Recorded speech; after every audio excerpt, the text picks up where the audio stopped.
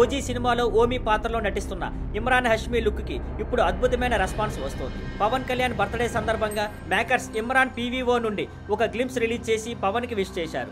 ఆ గ్లింప్స్ తెలుగు రాష్ట్రాల్లోనే కాదు హిందీ ఆడియన్స్ దగ్గర కూడా పెద్ద పాజిటివ్ రెస్పాన్స్ తెచ్చుకుంది. హిందీ సినిమాలో ఇమ్రాన్ హష్మీ చాలా ముఖ్యమైన పాత్రలు చేశారు. యాక్షన్ డ్రామాలు, థ్రిల్లర్లు, గ్యాంగ్స్టర్ డ్రామాలు అన్నీ చేశారు. కానీ దర్శకుడు సుజిత్ ఈ సినిమాలో ఇమ్రాన్ ని చూపించిన తీరు పూర్తిగా కొత్తగా స్టైలిష్ గా ఉంది. లుక్ ని నుంచి క్యారెక్టర్ డిజైన్ వరకు ఇమ్రాన్ చాలా ప్రత్యేకంగా కనిపించారు. అలాగే హేమచంద్ర ఇచ్చిన డబ్బింగ్ కూడా ఆయన పాత్రను మరింత ఎలివేట్ చేసింది. టాలీవుడ్ లో చాలా విలన్లు వచ్చారు. హిందీ నటులు కూడా తమ అదృష్టాన్ని పరీక్షించారు. కానీ ఇమ్రాన్ మాత్రం తన స్టైలిష్ లుక్ తో ప్రత్యేకంగా నిలిచారు. సుజిత్ గతంలో కూడా హిందీ నటులను విలన్ రోల్స్ లో చూపించారు.